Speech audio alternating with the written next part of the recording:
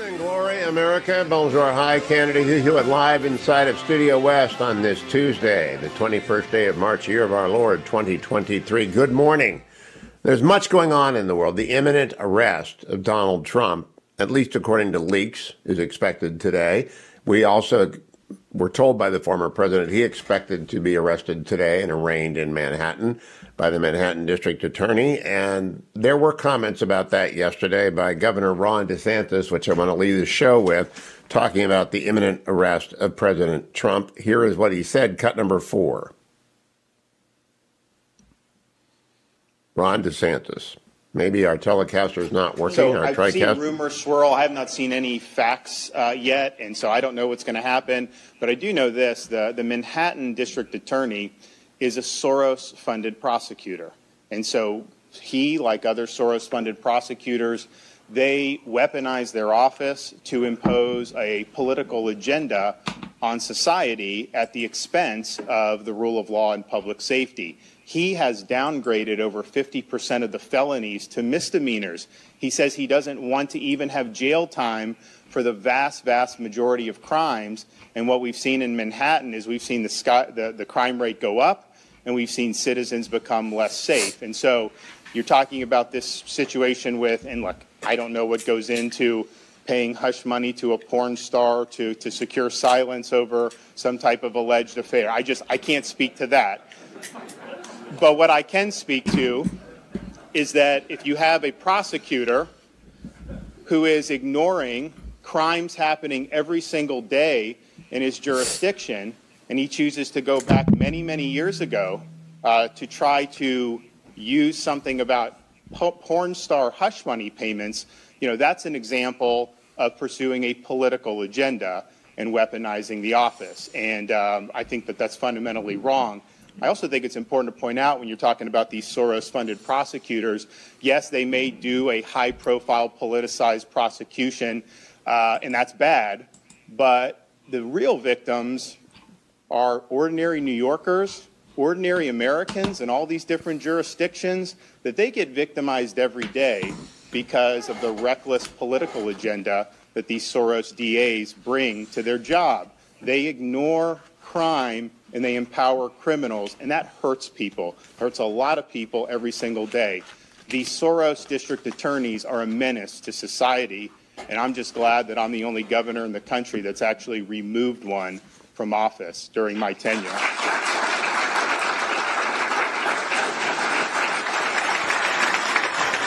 Ron DeSantis goes on to say he's not going to get involved in the problems with Donald Trump, which is politically deaf, but more important is to denounce the Soros prosecutor. Politico, which has just went off the left cliff, is out praising him as a by-the-book prosecutor, Mr. Bragg. He's not. He's barely been a prosecutor for, a year and a half, I think. And he's fumbled everything, and now he's trying to rescue his political career by indicting Donald Trump. It will be very unfortunate if this actually unfolds. We'll keep you posted as details arrive. The biggest story in the world, though, the really biggest story in the world is in Beijing, where Xi Jinping, the head of the Chinese Communist Party, is meeting with Russian dictator Vladimir Putin. Xi praised Putin's strong leadership and also called him the, quote, junior partner to China. From the Financial Times, Putin and Xi will place their growing economic ties at the heart of talks in the Kremlin today, highlighting Moscow's dependence on Beijing after its economy was largely severed from the West. I tweeted last night a picture of Mussolini and Hitler in Berlin in 1936. The Pact of Steel was not signed for 2 years later, but it was a 2.5, 3-year courtship of the axis of evil back in the 30s, and the same thing is unfolding in front of our eyes. Putin and Xi celebrate ties unbroken by Russia's war in Ukraine, is the New York Times headline. In segment 3 today, I'm going to read the highlights of the new essay by Dr. Jerry Hendrix in The Atlantic, which is titled The End of American Sea Power Dominance. And we're going to talk about how this has come to define our era. The age of American naval dominance is over. If you're following me on Twitter, I've gone and linked the story there. I urge you to go and read it. I'll read you some key excerpts in segment 3 of this first hour. Dr. Hendrix joining us right before Dan Crenshaw in hour 3 today. Also, Wall Street CEOs are trying to come up with a new plan to rescue the First Republic Bank. We'll see about that. Amazon announced it's cutting 9,000 workers. Recession is here, friends. Recession is here. That doesn't mean you're going to lose your job. It means a lot of people are going to get laid off at places that are big and want to get small when demand drops for a prolonged period of time. As I've already mentioned to you, the Trump grand jury is hearing from a likely final witness on a hush money payment. It was Robert Costello, a partner in the New York office of David Hutcher and Citron, who has previously waived his attorney-client privilege with Michael Cohen. Will be testifying about why Michael Cohen is not exactly the witness you want to hang your testimony on. But this Politico piece, by the book DA, confronts unpredictable opponent in Trump. Prosecutor in Trump, that's from Politico. It's just so crazily left-wing. Prosecutor in Trump case wades into treacherous political waters. They're not treacherous. They're disastrous for the United States. Headline in the Wall Street Journal, Federal Reserve faces tough decision on rate increase. Yes, it does. I talked with economist McKenzie, the author of this new book, Reality is Tricky, Contrarian Takes on Contested Economic Issues. And he just says they've got to do at least a quarter point.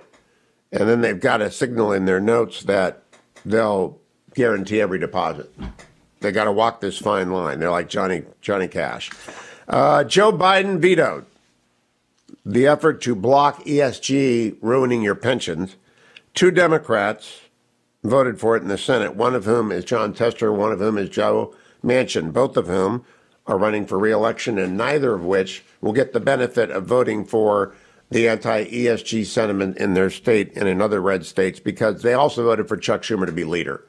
Now, if Tester and Manchin want to come over and be Republicans, that's just fine. But no one's going to believe that they did that other than for naked political reasons, and it won't work. Voters are smart. Voters are smart. Iowa's sharp right turn from centrist state to the Florida of the North. It says disparagingly in the anti-Goen piece in the Washington Post. That's the headline. Iowa has gone red, just like Ohio before it, just like Missouri before it. Now Colorado's gone deep blue, along with New Mexico deep blue, and Arizona and New Hampshire are the last purple states, as far as I'm concerned. Everything else, maybe you add Pennsylvania in, maybe you add Wisconsin, and Michigan isn't purple, Michigan is blue. But we've had surprises before, and there are 2 years for the Republican candidates to break the blue wall in Pennsylvania again and to shore up their red wall in Florida to Iowa down to Texas. It's really becoming an extraordinarily self-sorted country. Doesn't mean we're going to break up or have violence. It just means we are self-sorting. The UN yesterday announced to the complete indifference of the world that the world has less than a decade to stop catastrophic warming. The world does not care about catastrophic warming. Right now, we've got these 2 guys, these 2 dictators, the communist totalitarian Xi, the authoritarian dictator Putin, and they're plotting the world. Go read the Hendrix piece. Go read the Hendrix piece. I'll talk with him a little bit later today about that. I also want to play for you, though, the 60 Minutes. I'll play that in the next segment. The 60 Minutes bit from Sunday night where they talk about Chinese naval domination. I might play that next segment and then read you some excerpts of the Hendrix essay in segment 3. Good morning, America. I'm Hugh Hewitt inside of Studio West, where, of course, it is raining again. I had lunch with Bud the contractor yesterday. He's still not finishing jobs that he began 25 years ago, but he's still fun for lunch.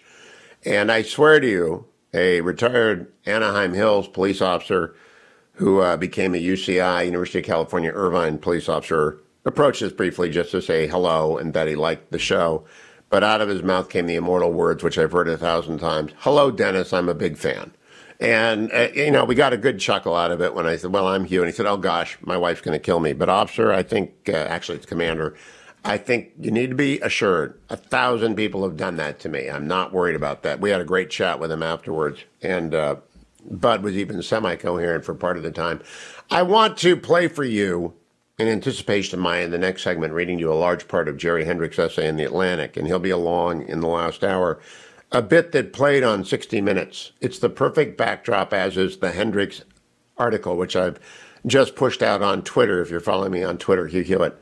On Sunday night, 2 nights ago, Toshi Yoshihara was on talking, as were other guests, talking with 60 Minutes about the massive, stunning expansion of the Chinese blue water fleet. Give a listen to this cut number means. It means the United States is vulnerable.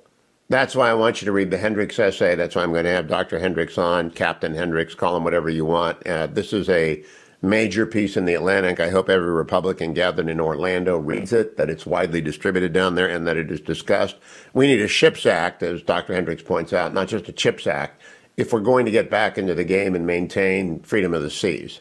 I cannot emphasize to you enough how important this essay is and how I'm glad 60 Minutes looked, but they ought to have done more. That was CNO Gilday, Admiral Gilday, talking about the shipyard shortage on 60 Minutes. As I said, the most important thing, not just to the Hugh Hewitt Show audience, but to the world, is that the Communist Chinese Party head, Xi Jinping, the strongman, the totalitarian ruler of all of China, head of the Chinese Communist Party, has been in Moscow for 2 days, meeting what he calls his junior partner, Putin.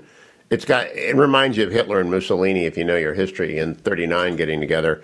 That's why I asked Dr. Hendrix to come on today. Jerry Hendrix will be on in hour 3 to discuss his brand new essay in The Atlantic, which has really caught the attention of Washington, D.C., because The Atlantic is the last magazine that many people read in America in hardcover copy form. And the title of the article is "The Age of American Naval Dominance is Over." The subheading is "The United States has ceded the oceans to its enemies. We can no longer take freedom of the seas for granted." And this is sort of something I talked about a lot for the last, 10 years, when Donald Trump was running and promising a 355-ship Navy. That didn't come about. The biggest failure of the Trump years was the failure to get the shipyards expanded up and running, getting a Navy plan. And the key facts that I'll be talking about with Dr. Hendrix in hour 3 is that the United States had 6,700 ships at sea at the end of World War II. By the end of Eisenhower administration, we were down to 1,000, which is consistent with the Cold War. And then it fell and fell and fell and fell until Reagan arrived and rebuilt the Navy to 590 ships. That had the deterrent effect on the Soviet Union. It fell apart. And then in our wisdom, we thought the end of history had arrived, and we are now at 271 ships afloat. And Dr. Hendrix says the complications of that, the implications of that are so profound that people don't even see the obvious in front of them.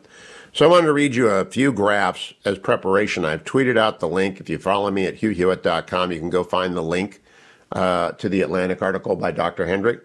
It begins.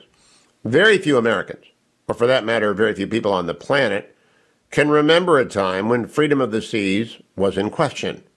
But for most of human history, there was no such guarantee. Pirates, predatory states, the fleets of great powers did as they pleased. The current reality, which dates only the end of World War II, makes possible the commercial shipping that handles more than 80% of all global trade by volume. Oil and natural gas, grain and raw ores, manufactured goods of every kind. Because freedom of the seas in our lifetime has seemed like a default condition, it is easy to think of it, if we think of it at all, as akin to Earth's rotation or the force of gravity. It's just the way things are, rather than as a man-made construct that needs to be maintained and enforced. But what if safe transit of ships could no longer be assumed? What if the oceans were no longer free? Dr. Hendrix goes on and points out, we got little glimpses of what happens when the screw-ups of the sea are even transitory. The Suez Canal blockage, the port of Long Beach and Los Angeles mess up. And then he goes on to say, what happens if either of our enemies moves? All right, what happens if we lose freedom of the sea? The events were temporary, the Suez Canal and the Long Beach meltdown, if expensive. Imagine, though, Dr. Hendrix writes, a more permanent breakdown. A humiliated Russia could declare a large portion of the Arctic Ocean to be its own territorial waters, twisting the UN Convention on the Law of the Sea to support its claim. Russia would then allow its allies access to this route while denying it to those who dare oppose Putin's wishes. Neither the U.S. Navy, which has not built an Arctic-rated surface warship since the 1950s, nor any other nation in NATO currently is equipped to resist such a gambit. Or maybe the new adversarial alliance between Russia and Taiwan, maybe the first move would be Xi Jinping, shoring up his domestic standing by attempting to seize Taiwan and using China's anti-ship ballistic missiles and other weapons to keep Western navies at bay. An emboldened China might seek to cement its claim over large portions of the East China Sea and the entirety of the South China Sea as territorial waters.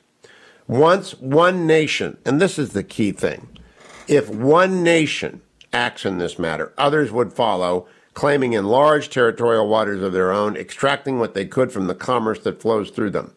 The great container ships and tankers of today would disappear, replaced by smaller, faster cargo vessels capable of moving rare and valuable goods past pirates and corrupt officials.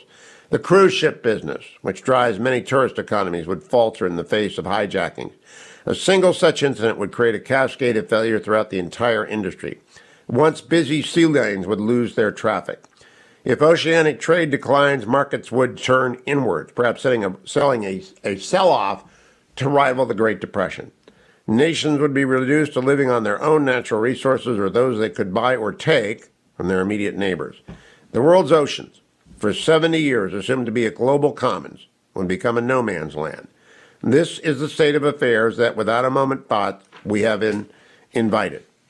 Everywhere I look, Hendrix concerns, I observe sea power manifesting itself, unacknowledged in American life. And then a very elegant section on how if you shop at Walmart, you're actually shopping at container ships that have brought their goods from around the world. The World War II, I want to be careful to be, destroyed or left destitute all of the world powers, and opposed to the concept of a mare liberum, a free sea. And this free sea concept, which we take for granted, has never been taken for granted, but we enforced it after World War II, we and our allies. And Russia had no ability to challenge it. But as I said, we went from 6,700 ships in 6,700 ships in the year immediately at the end of World War II, dropped to 1,000 by the end of Ike. 590 was rebuilt by Reagan after Jimmy Carter's disastrous shipbuilding pause, and now we're down to 271. And China is building.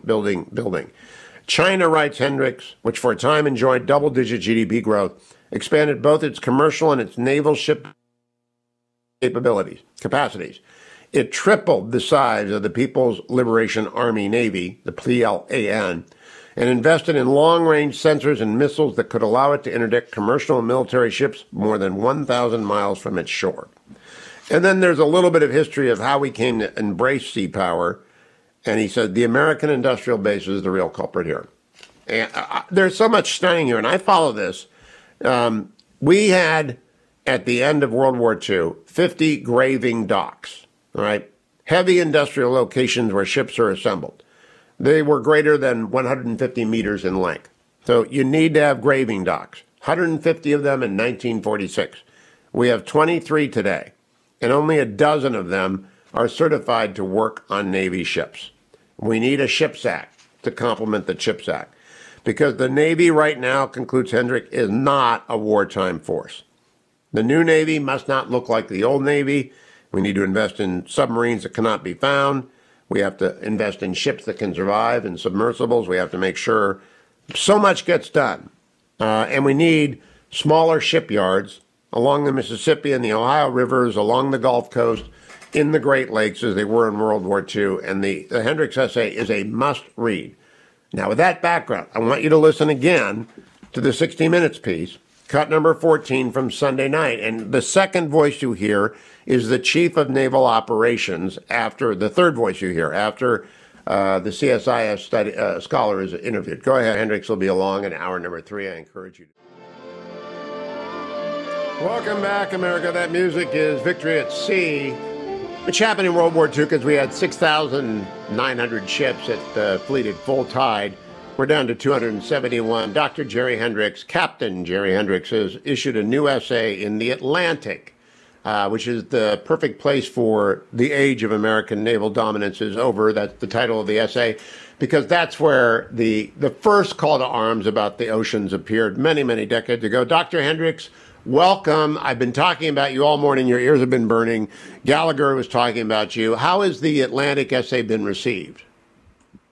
Well, it's been actually, I've been gratified at the reception of it. I got a lot of feedback from friends within the naval community, a lot of retired admirals, a lot of people in the business community, a lot of, just navalists writ large have reached out to me to talk about the essay, to provide feedback on areas that they thought I could have gone a little bit more deeply, but express appreciation for essentially raising the topic in a magazine like The Atlantic.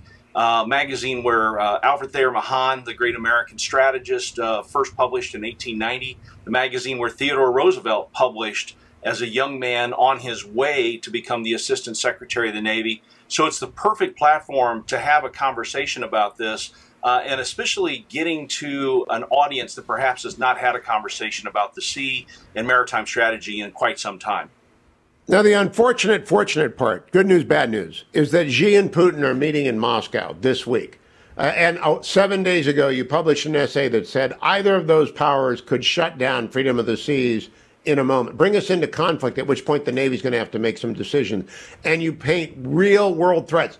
Earlier today, Congressman Gallagher said they played a Chinese attack on Taiwan war game for 90 minutes at the GOP Congressional Caucus, with your friend Admiral Montgomery providing commentary.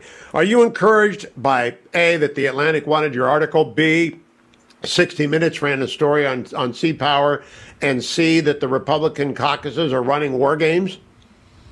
I'm encouraged by all three of those items that you just mentioned. Obviously, as we look at Xi and Putin coming together, these are two great traditional continental powers. They're land powers that share a long border between each other. Both of those nations have always viewed the sea suspiciously because the sea is a medium for the free exchange of commerce. And the concept of freedom and the exchange of free ideas is something that they look very nervously on, which is one of the reasons why both of them have sought to control the seas and the oceans around them. Russia's been very focused on the Baltic and the Black Sea and now the Arctic over the last 50 years. China has now looked at the East China Sea and the South China Sea and essentially has laid these territorial claims as if they are internal waters. And of course, this is a threat to the very concept of the free sea, which is sort of foundational to the Western Enlightenment and to the way that the globalized system that the United States has spent 70 years building. So seeing them together makes me very nervous because they have a lot of potential power. They can do a lot of damage to the international economic system if they act together. You know, now you anticipate the criticism in your essay in The Atlantic by that people are going to say, well, we don't have a lot of buggies and horsewhips around anymore either. So going from 6,900 ships to 271 doesn't matter. But Jerry, it does matter. And would you explain to people why we are now below the critical line? I think we've kind of flatlined. Yeah. So Hugh, I'm going to make a slight adjustment in your numbers. So we had 6,700 at the end of World War II. You're correct. We came down to about 1,000 ships during the Eisenhower administration, and we remained steady state through about 1969. And then Vietnam sort of began to eat into the naval budget at that point in time. So we dropped down during the Ford and Carter administrations. Reagan rebuilds us to nearly 600. And then essentially after the Cold War, we declared those peace dividends and we just started cashing in. So we cut 100 ships in the first year after the end of the Cold War. And we bottomed out at 271 during the Obama administration. There were some slight incremental changes. I checked this morning. The fleet's at 296. But the point that I make here is that when you dropped below 300, that was a go signal to China. You can look at their investments. You can look at the time when they changed their strategy. That occurred in the late 1990s, early 2000s, when the U.S. Navy dropped below 300. And China and Russia, to a certain extent, made the decision that, okay, the Americans aren't paying attention to the great oceans, the global commons. Now is our time to make our move. So they began to invest. And as the 60 Minutes report made the point, you know, the Chinese Navy has tripled essentially in the last 15 years, tripled in size, and is tremendously more modern. Now, Captain Hendrix, you also point out our capacity to build and repair has plummeted. I didn't know the word gravette. Am I pronouncing it correctly? Gravette? Is it gravette? I don't know what it is, but I know we haven't got them. I think you're talking about graving docks there, and yes. Essentially those graving docks, those are the golden goose. Those are the things that lay the eggs, and the eggs are these ships. And if you don't have graving docks, then you don't have ships. And so explain what they are. Yeah, so a graving dock is simply a place where a ship is assembled. So it's a large industrial construction site, and obviously it has to have access to the water, because when the ship is finally ready to be launched, it's going to have to slide out in the water. But these things have to be very large. They're very, they've got huge foundations. They can bear great amounts of weight. Obviously, the Ford-class aircraft carrier weighs in at 100,000 tons. So you have to have something that can hold that. You build it within it, and then you flood it, and you float the ships out at the end. During World War II, we had over 50 of these that could service ships or build ships of a length of 150 meters or greater. Today, we're down to around 20, 23, with only 12 of them being certified for the Navy's use. So it's a tremendous cutback in the industrial capacity of the United States, not just to build ships, Hugh, but to repair them.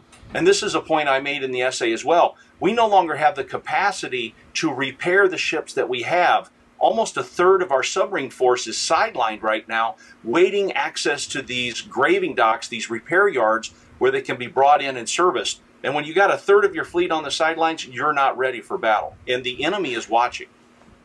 So, Jerry Hendrix, you advocate for a SHIPS Act to accompany the CHIPS Act. Congressman Gallagher echoed that call for a SHIPS Act. What would be in it? Because a lot of Republicans are skeptical of spending money right now, given our $31 trillion debt. What would be in a SHIPS Act? Well, I think we'd have to make a major investment in the industrial base, and we have to make a wise investment. We have to go back almost to the Eisenhower dispersal policy type of investment, where we began to make decisions about where we need to have additional capacity so that we could be safe in a time of war. You want to think about where you're going to be vulnerable in that time of war. So I raise in the essay that during World War II, we built a lot of ships on the Mississippi River, on the Ohio River. We even built submarines on Lake Michigan and then floated them out through the Chicago River to the Mississippi and down. We need to think about building where the workers are. That's one of the major challenges that we have today, is where is your blue-collar workforce located? And then you sort of have to try to figure out a plan to go to them. We are building on the East Coast. We have some construction capacity in San Diego. We have a yard up in Bremerton, Washington that's been sidelined because of EPA regulations. So there's 4 dry docks up there that we can't even access right now. We need to kind of go and build where we can right now. And that's why I think we have the SHIPS Act, where we have an industrial policy to make targeted investments in smaller yards in order to increase their capacity to get us ready for war. Jerry, assume for a moment that hypersonics is all the threat that it is, plus more. And the Chinese People's Liberation Army Navy wanted to make a Pearl Harbor-like strike that was non-nuclear. They could hit our carriers, but how many different shipyards would they have to hit with hypersonics to put us, basically paralyze our ability to stay at sea? Well, you heard the CNO say during the 60 Minutes interview that essentially we're dependent upon 7 shipyards. I know where they're at, and so do the Chinese. And so the idea that they would be able to target them. Now, the most difficult shipyards to reach are the ones that are farthest from Chinese access. So obviously you think about Guam, you think about Pearl Harbor, Pearl Harbor, a traditional area of where we've been attacked before. Those are very vulnerable. Then you come down to San Diego, those are a little less vulnerable. Then you think about the Gulf Coast and the Atlantic. Those are less vulnerable because the Chinese have to work harder to get there. The Russians, by the way, we just operated a nuclear submarine in the Atlantic off the East Coast not too long ago, so they have that ability to reach there.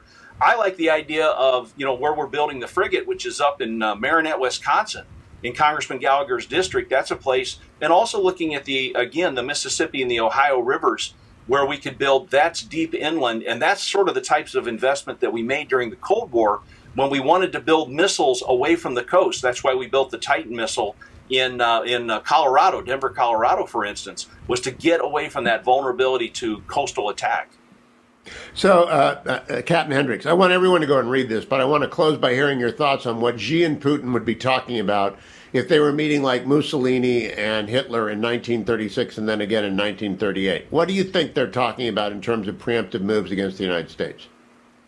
They're talking about, one, how are they going to set up a more robust, transportation system to be able to move men and material and supplies, mostly supplies, from China to Putin right now, because he's having real difficulties with troop generation and some of his ordnance. He's starting to run out of things like 155 rounds. So can the Chinese provide him that? Also, China's looking at Putin and saying, I need more energy for my economy. I can't depend on the energy that's coming out of the Middle East. Can you give me more out of your northern energy supplies? And so Putin's starting to talk about supply lines going through the Arctic Ocean and then down around Asia and then into Chinese ports. So I think that they're having that idea of sort of building this system of military exchange, technological exchange, and energy and commercial exchange. They're sort of knitting together this alliance, which, by the way, I think is something that we've seen coming for a while. They're going to have to come together before they grow apart, and they will grow apart eventually because the Russians hate to be thought as a subservient power to China, and that's very much what they are. They are the junior partner, as Xi said. Xi said that. Last question on the 7th page of your article. China, for a time, enjoyed double-digit GDP growth. That allowed them to fund the PLA Navy, long-range sensors, and to interdict commercial and military ships more than 1,000 miles away. This happened right under our nose, Jerry. What did we think they were doing? Well, this was a mistake that we made in many ways when we pulled back from sort of supporting our own shipbuilding economy.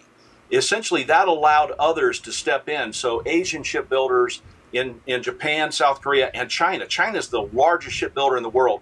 They are producing more ships than the other great shipbuilding countries together, combined. In fact, one Chinese shipyard, and there's 19 of them, one Chinese shipyard has more capacity than all American shipyards combined. And so they Let's leave on that note. The article is "The Age of American Naval Dominance is Over." It's in the Atlantic right now, hard copy and available online. I urge you to go and read it, send it to your friends. Captain Hendrix, as always, thank you for joining me. I should also say Dr. Hendrix. A PhD comes in handy when you write for the Atlantic. Thank you, Dr. Hendrix. Stay tuned, America. I'm Hugh Hewitt. Welcome back, America. It's Hugh Hewitt.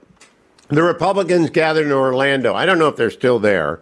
I don't know where Representative Mike Gallagher is, but the chairman of the Select Committee on the Chinese Communist Party in the United States joins me from somewhere. Where are you today, Congressman? I'm back in Wisconsin after being in Orlando. I'm in my basement. All right. There are no Wisconsin teams left in the Sweet 16. Well, hey, my Princeton Tigers, though, are I was afraid you were going to say that. That is, you just DQ'd yourself in front of the whole audience by bringing up the Princeton Tigers. As you know, the Princeton's a massive sports school. Everybody's rabid about sports at Princeton. I often went to sports games and tailgated. So, of course, I've been rooting for them this whole time, Hugh. Well, I'm glad that you've got a rooting interest because you haven't got any Wisconsin teams. I want the audience to know that after the Cavaliers upset the Bucks in the NBA Finals this year, Congressman Gallagher will be boycotting me. Let's get to serious stuff. Xi and Putin are in Moscow. It reminded me, and I tweeted out last night, the picture of Hitler and Mussolini meeting in 1936. It led to the Pact of Steel in 1938. And we have our friend Jerry Hendrix' essay in The Atlantic talking about what Russia and China could do if they decided to challenge freedom of the seas. What did you make of the essay? What do you make of the threat? Well, first on the essay, I thought it was fantastic. It's a must-read essay for anyone who cares about national security. And Jerry makes some core points that I think your listeners will be familiar with, but need to be said to a wider audience. One, command of the seas is a bit like oxygen. You don't really appreciate it until it disappears, and then you really wish you'd invested in maintaining it. Two, we need something akin to a CHIPS Act that's just as aggressive, if not more, than the CHIPS Act that was just passed. And we really overall just need to have a sea power centric strategy to guide our Department of Defense efforts. We just played a war game that I led at the Republican conference. We did it on the first night. It framed a lot of the discussion. We had Admiral Mark Montgomery, as well as Ben Jensen, an expert wargamer from Marine Corps University, guiding us. We played various roles. Obviously, you can't do a true war game in 90 minutes, but we had the various chairmen as Secretary of Defense, as ODNI, as Secretary of the Treasury. And I think it was illuminating for our members to see just how dire the situation is, how quickly we run out of ammo, and how much of a strategic liability our inability to rebuild the Navy is. And Jerry's essay, I think, captures that better than anything I've read in recent years. And so my hope is that our members, the Republican side, took away from that war game a sense that there are meaningful things we can do this Congress to, if not rebuild the Navy over the course of the 2 years, because we can't do that, start to replenish our stockpile of key munition system, like the long-range anti-ship missile, like JASM and other SM-6 and other key missile systems. It was a very eye-opening experience, especially, I think, for those members who don't serve on national security committees.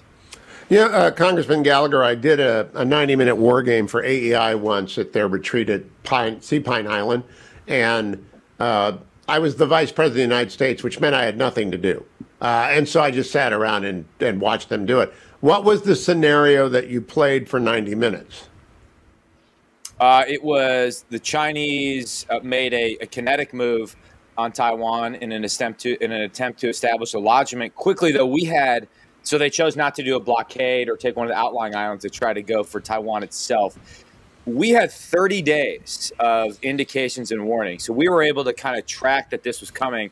I'm not sure we'd have that in a real scenario, but because the Secretary of Defense recommended, and in this case, it was Chairman Mike Rogers of the Armed Services Committee, to aggressively start sinking Chinese ships and planes early on in the crisis, which, by the way, until Americans are dying in a crisis, I question the ability of this commander-in-chief to take aggressive action. We were able to blunt a lot of the initial invasion, but even then, we lost tens of thousands of Americans. And though the Chinese suffered catastrophic losses, they still had hundreds and hundreds of ships in the fight because they have the biggest Navy in the world. And oh, by the way, did the war gamers hit the carriers? They did, yes, on both sides. Did the carriers survive? Carriers and American carriers. At least one of our carriers was sunk, and another one was just kept out of the weapons engagement zone by a lot of the missile systems that the PLA rocket force has been using. Interestingly enough, earlier in the day, I went to a Lockheed Martin facility where they build one of these long-range missiles. And, Mark Montgomery did a fantastic job at the end. They modeled out the 36 different scenarios that would occur depending on what choices the players make. And there were consistent themes across the scenarios where if you invest in certain standoff missiles, long-range strike systems, you can actually start to make this problem much, much harder for the PLA planners, the Chinese military planners. The second thing is, if you invest in interoperability with your allies early on, the Japanese, the Australians, the Philippines, and though not a formal ally, are partners in Taiwan itself, if you figure out the basic warfighting structure,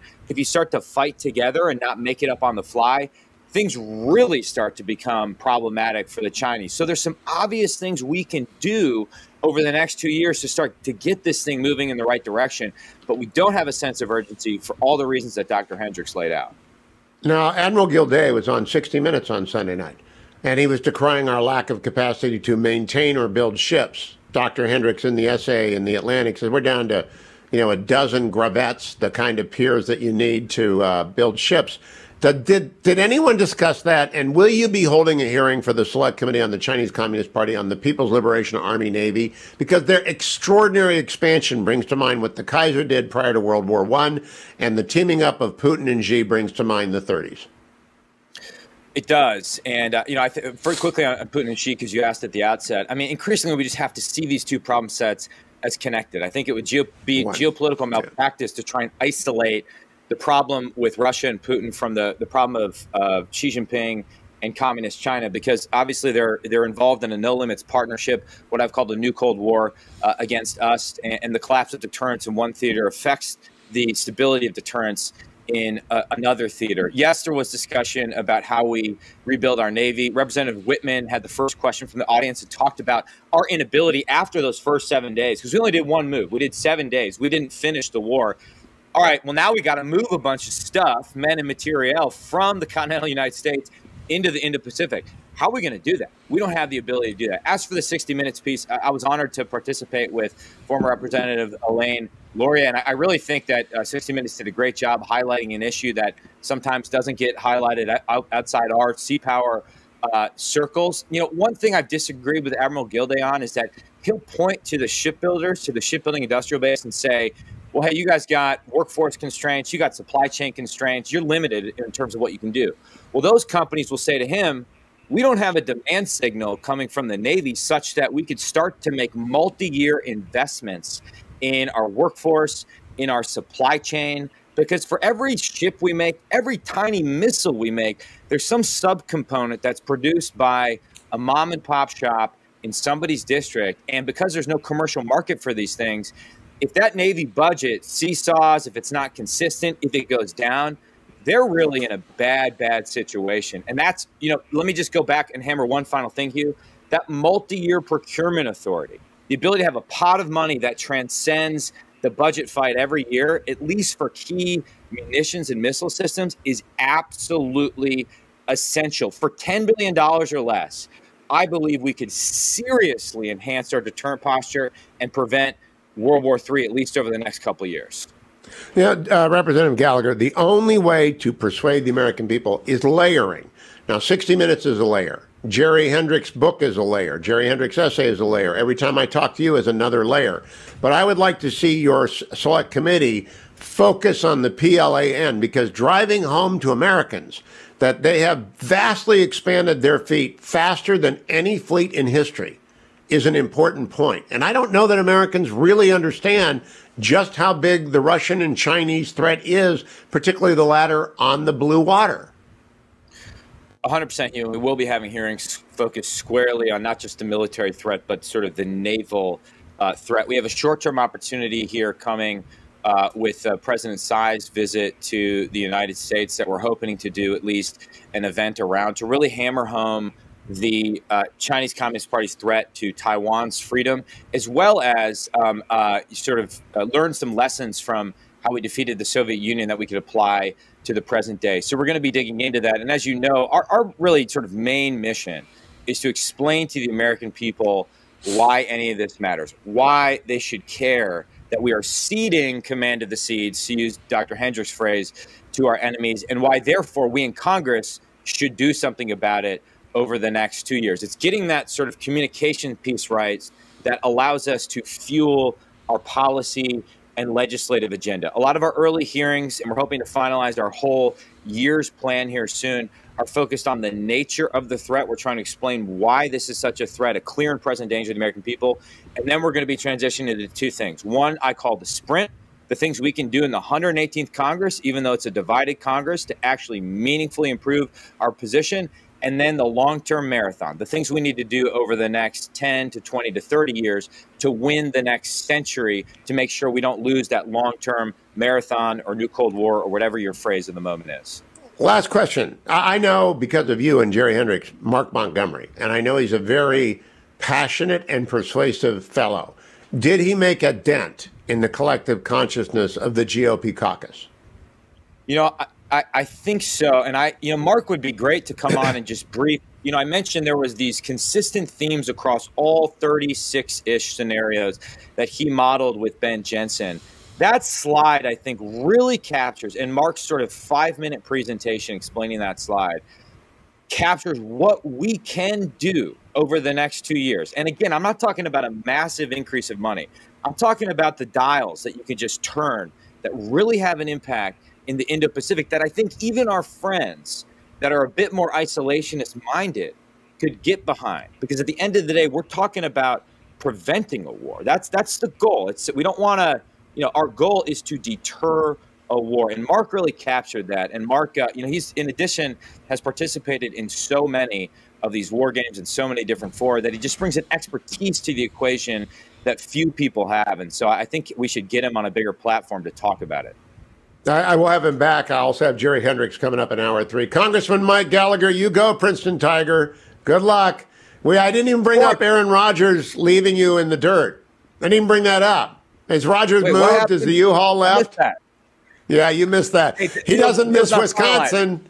It's the opposite of the opening of that 70s show. We love you, Wisconsin. Not anymore. Thank you, Representative Gallagher. Coming right back, America. Stay tuned to the Hugh Hewitt Show. Welcome back, America. I'm Hugh Hewitt, joined by Congressman Dan Crenshaw from Texas. Good morning, Congressman. How are you? Hey, good morning, Hugh. Good to be with you. You know, if somehow Princeton and Texas survive to get to the final two in the NC2As, are you and Gallagher going to even talk to each other? Oh, boy. It's going to be hard. I mean, I don't like to talk to Gallagher anyway. You know, he's an ex-Marines. You know, he just eats crayons in front of me all the time. It's weird. So I love Mike Gallagher. Just to be clear, he's on your show a lot. He's one of my best friends. So, yeah, we'll still chat. I want to talk to you about Putin and Xi meeting. What do you take away from this? Is like Mussolini and Hitler getting together in 1936, and within 2 years, they've got the Pact of Steel. How worried are you about this Russia-China-Iran alliance? We should all be worried. It is the new reality that we live in. It's look why I constantly make the argument. This is why you actually do have to care about what happens in Ukraine, and why you can't just be cozy with this idea that Russia just blows through Ukraine, keeps their military intact, and arrives on NATO's borders, and everything will be fine. It's not in our interest, as so many people say. It's bigger than that. You know, well, one, Ukraine is not an insignificant country, but more importantly than that, this is about an alliance, as you said, between Russia, China, North Korea, Iran.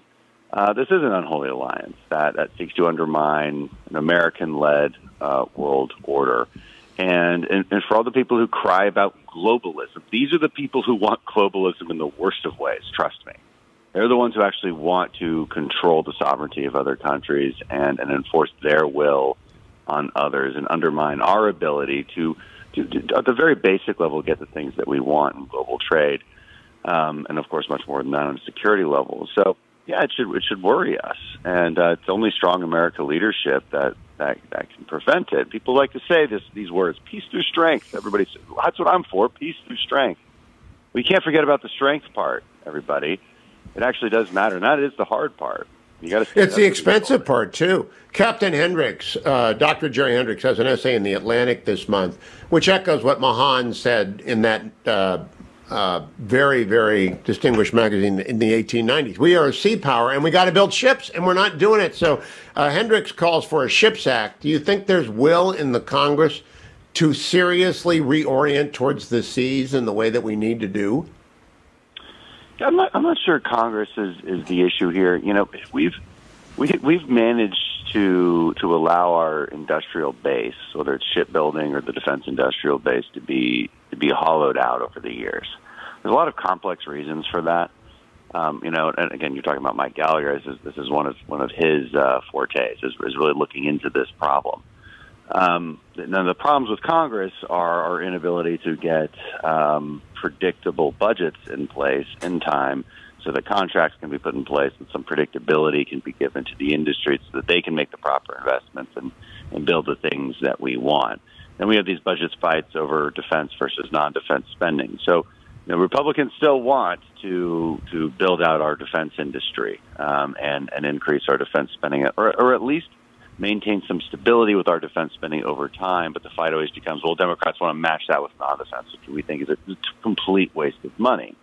It doesn't need those same excessive increases. And so that's the kind of negotiation you'll see this year. And our main goal should be that it doesn't come at the expense of problematic contracting that the Defense Department has to face. So, Congressman, last question. When you talk to your sane members across the aisle, when they see Xi and Putin sitting down, do they think of the worst-case scenario the way that we ought to always be obliged to think about worst-case scenarios? Oh, yeah. No, I think there's definitely some security-minded Democrats who certainly think about that. And we've got to get together and figure out what it is we collectively do about it. Again, I don't think there's a ton of pushback against a stronger Navy, stronger military, but we've got to get past some of these other silly political fights that prevent us from doing what we all actually want to do. Do you think neo-isolationism is a real or an overstated problem in the Republican Party? I think it's clearly very real. It always has been real. I think a lot of it has to do with political contrarianism. Okay, because the same people who are hyper isolationist at the moment were happy to beat the war drum if Trump was beating it. So, I don't take their philosophy or set of principles too seriously. It does depend on who's in power, and a lot of it is just being against the guy who's doing it. Got it. So that's either good news or bad news, depending on how you want to interpret it. But look, of course, it's a problem, and it stems from another deep problem, which is a misinterpretation of the world we live in.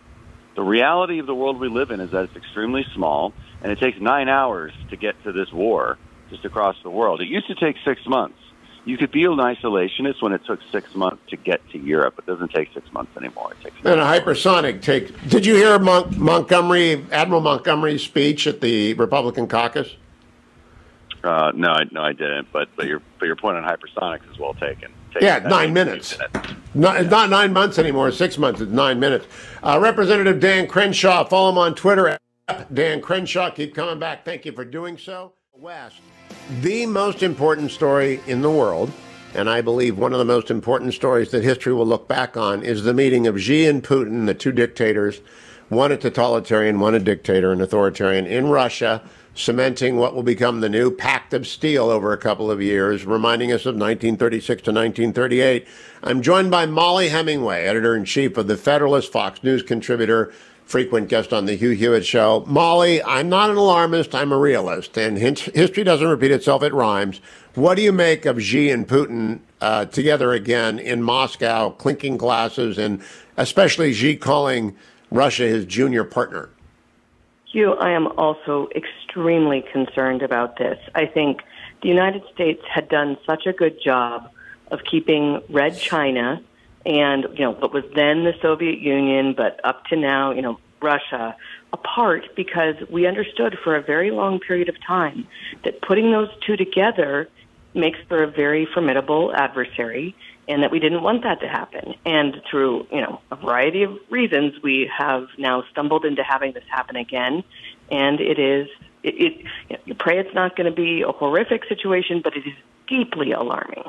Let me point out that Dr. Jerry Hendrix has an essay in The Atlantic this month on the Russian-China threat to freedom of the seas, and that 60 Minutes covered the threat of the Chinese Navy and the fact that it's doubled in 5 years, the biggest expansion of a Navy in the history of the planet. Do you think the American public is becoming aware of what is primarily a China threat, but their junior partner, to use Xi term, Putin, and their other one, Iran? Those three are as ominous as Italy, Hitler, and Japan getting together in the 30s. I think people understand the problem with Russia, mostly because of understanding what the Soviet Union was like in the Cold War, and they're coming to a place where they understand the problems caused by communist China. But I don't think they actually are as aware as they should be, and particularly as it relates to shipping routes. I don't think people understand how much our clean handling of the Pacific Ocean and not having Chinese control over those shipping routes enables us to be a freer, more prosperous people, and they need to be educated about it. So I'm glad that some people are raising the alarm about that alliance and what could be done that's nefarious. Mollie Hemingway, in the Hendrix piece, he charts, at the end of World War II, we had 6,700 ships at sea. At the end of the Eisenhower administration, we had 100. That had dropped precipitously during Carter, and so Ronald Reagan rebuilt it to 590. We are now down to 271. Those numbers, Admiral Stavridis, no Republican, no conservative, but a serious naval strategist, says quantity has a quality all of its own. We don't have enough shipyards. We don't have enough ships. We don't have enough submarines. Will Congress get serious about this? I hope they will. I think it remains to be seen. But they did definitely get a wake-up call with just, this isn't about, military adversity, but just seeing what happened with our shipping routes during the response to the COVID pandemic and how much destruction it brought the country and even the world.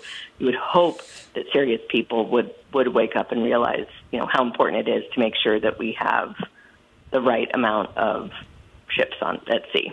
Do you know Mary Kissel, Mollie? I do. Mary is constantly pointing out to people that the Chinese espionage effort, the Chinese information war effort is the same as their Chinese naval effort.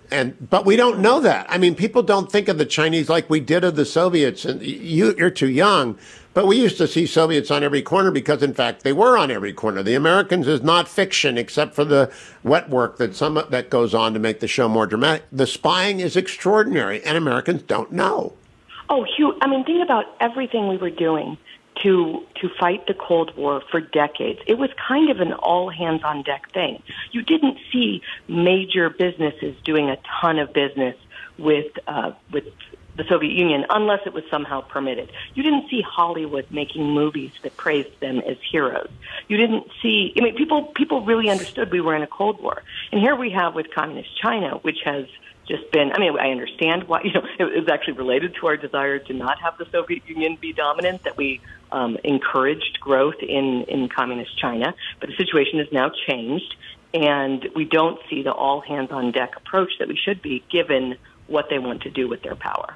Now, I'm going to make a quick, extreme turn in subject matter to the imminent indictment, according to former President Trump, by the out-of-control Soros prosecutor in New York City. Mollie, I've told people I can't overstate how awful this is. Robert Jackson, my favorite Supreme Court justice, not currently serving on the court, is remarkable prescient in his 1940 addresses, the Attorney General of the United States, to federal prosecutors, that you must prosecute crimes, not people. And this is a prosecution of a person. How bad is this in your view? I think it's extremely dangerous. It's a threat to the country. I mean, my kid was just reading that speech from To Kill a Mockingbird about how the courts are the one place in America where all men are equal. But that's not what we have now, because we have become this system where we go after men. We're not ruled, by that and not by law. And it is, it just makes you feel like we're in a third world banana republic. I get that these people hate this man, but they shouldn't sacrifice everything that makes our country so great because of their obsessive hatred of this man. Now, I can't say turnabout is fair play. I said that when Harry Reid destroyed the filibuster. I said when the Republicans come back, they will use the 50% plus one to confirm, as they did Amy Coney Barrett in record time. I do not want to see turnabout as fair play with politicized prosecutors. That's the end of the rule of law. But I know that some on our side of the political aisle will want payback, Mollie. Do you think there's going to be any holding them back? I mean, what's so bad about this is that if you don't have turnabout, you just invite further corruption of the system as well, which is why nobody should be making this step, why everybody who cares about this country should be coming down hard and having consequences for this prosecutor. And to give an example of how that's not happening, Politico says that this guy, who everybody knows is one of the most political and corrupt and sort of like not by the book prosecutors, they describe him as apolitical and so good at following the law. Nobody says that, except here you have Politico coming. That was a good laugh line. I got that sent to me from a D.C. friend last night. I laughed out loud. I really did. I laughed out loud. It would be great if it were comedy, but everyone needs to condemn this type of thing if they don't want to have, a much worse situation. I mean, it can't really get worse than indicting. No, it can't. That's well put. It can't get worse than political prosecutions. It just can't. Now, Mollie, in the New York Times this morning, we also have talks of the financial crisis, and my favorite economist is named Richard McKenzie. He thinks we're in 2007 again. I don't. What do you think? Oh, I don't know. I don't want to make a prognostication, but I'm extremely worried that we did not learn the lessons that we should have from that situation. And, I genuinely think we have some problems with banks that need some assistance. But what we did by, who was it that referred to it as we're going away from capitalism now in how we're handling some of these, too big to fail things where we have everybody pay for the problems caused by poor management while we still privatize profits. And that's not, Do you remember Peggy Noonan's prescient 2016 essay, The Rise of the Unprotected, in which, before anyone thought Trump was going to win, Peggy Noonan said, look out, the unprotected are coming. And I think they look at SVB and signature bailouts, and I think those people that Peggy identified in 2016 are just angry as can be about this. And I'm not saying it's the same exact situation there, but you had a bunch of problems where the elites had claimed that they would take care of things and they didn't, and the bailouts are one of them. Handling the crisis of no borders or immigration was another, and the way we managed wars was a problem. And people on both left and right pushed back against that, and you thought they might have learned the lesson, the people in charge, but you worry that they haven't. Last question, Mollie. I want Rigged 2.0. Your bestseller is Rigged. I believe that if there is a threat to our elections from abroad, it is actually the Chinese Communist information warriors and their wolf warrior diplomats. We have a minute. Do you worry about that? I think we have many problems with our election system, but one of the things that's good about it is that it's locally handled, which makes it difficult for foreign influence to have much of a sway. I'd say our bigger problem is our own inability to manage what has become a very convoluted election process with months of voting, unsupervised balloting. It invites all sorts of, potentials for coercion or problems. People would be foolish to think that foreign countries wouldn't still be trying to meddle. The CCP does not want a strong defense Republican like Reagan. They don't. So if there's ever going to be actual election meddling in a key state by a foreign actor, it's going to come out of Beijing, and it's going to happen to keep serious hawks and serious conservatives and peace through strength Republicans out of office. Mollie Hemingway, thank you. Editor-in-Chief of The Federalist, Fox News contributor. Follow her on Twitter at MZ Hemingway. Follow me to the next segment of the Tuesday edition of the Hugh Hewitt Show. Welcome back, America. We are on arrest watch for the former president of the United States. David M. Drucker has covered him extensively, been down to Mar-a-Lago in the last couple of years, wrote a book about him, about Trump. And he joins me this morning from the Dispatch, David Drucker. Good morning, David. Good morning, Hugh. Put everything together that you've heard and talked to, and do you expect Donald Trump to be indicted by the Manhattan DA today? Well, I think the expectation, based on everything we know and have heard, is that he'll be indicted. We were discussing yesterday whether he might just not do it Tuesday. The interesting thing about the Tuesday date, it was thrown out there by the former president, and although everything that we have seen from the DA and this grand jury investigation has led us to believe that an indictment is more likely than not, the Tuesday date came from Trump himself. Now, granted, he could have heard that from his lawyers. But I almost wonder if they're going to do this on a different day, just to say they didn't do it when Trump said they were going to do it, if in fact they're going to do it. Now, David, that might be the case, but it would still postpone the inevitable. Everybody, from Ron DeSantis to independent prosecutors, people who have nothing to do, point to the Justice Jackson essay on the abuse of the federal prosecutorial power. They say the same should apply to Manhattan, and they've been condemning Bragg. Is that enough to get Bragg to change his mind? I don't know, because, Bragg also has a constituency, and there are many people in the country that he can listen to that have believed that Trump deserves to be indicted for something, and so go get him for something, because it's all deserved anyway, right? So this is, you talk to a lot of voters that don't like Trump, and they have thought this, and you talk to, I'm sure many people in Manhattan, and that's where Bragg operates, that's where his constituents are, and many of them believe this. So I don't know if all of the skeptical voices and the voices concerned about overreach are going to have an impact, because it's kind of choose your own adventure out there, Hugh, when it comes to Trump. The deep blue areas of Manhattan, Northern Virginia, L.A., Silicon Valley, they don't represent the country. This is bad for politics to prosecute people. Ron DeSantis said that. Has any Republican joined DeSantis and Vivek Ramaswamy in denouncing the potential of this indictment? Well, listen, they may, and I'm going to have to check my notes because I was traveling on Monday. They may be the only presidential candidates or potential presidential candidates. But don't forget, Ron DeSantis had a very, what I called a Trump-like sort of backhanded defense of Trump, in that he criticized the prosecutor. But in criticizing Bragg, he raised the whole issue by name, if you will, in saying, look, I don't know about paying hush money to porn stars. I don't know anything about that, but, this prosecutor is a Soros prosecutor. I had one of those. I got rid of them. So, I don't think that you can count Ron DeSantis in a strictly legal criticism column here. Vivek Ramaswamy was a little bit more on message on that, if you will. The interesting thing is Trump is trying to use this to put all of his opponents and potential opponents in the Republican primary in a box here. And, whenever his opponents have had missteps, he makes sure he uses everything he can against them. And now, he's asking, where's the help? So it's going to be very interesting to see how they choose to play this. Now, I believe that I'm going to take a lot of phone calls on this next hour, 1-800-520-1234. This will solidify Donald Trump's base if he is persecuted and prosecuted by Manhattan DA. Do you agree?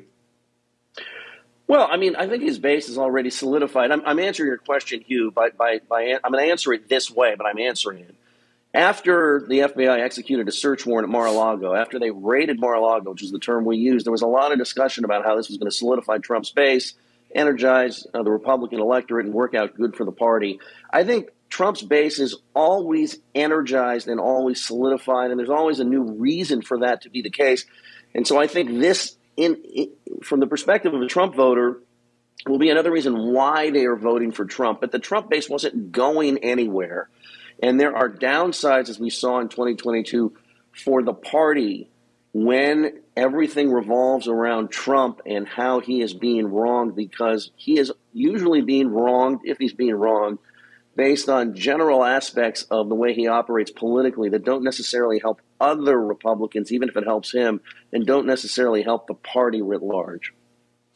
David Drucker will check back with you. I'm going to follow David M. Drucker on Twitter to see he'll break the news early on if, in fact, this is D-Day or I-Day, indictment day for Donald Trump.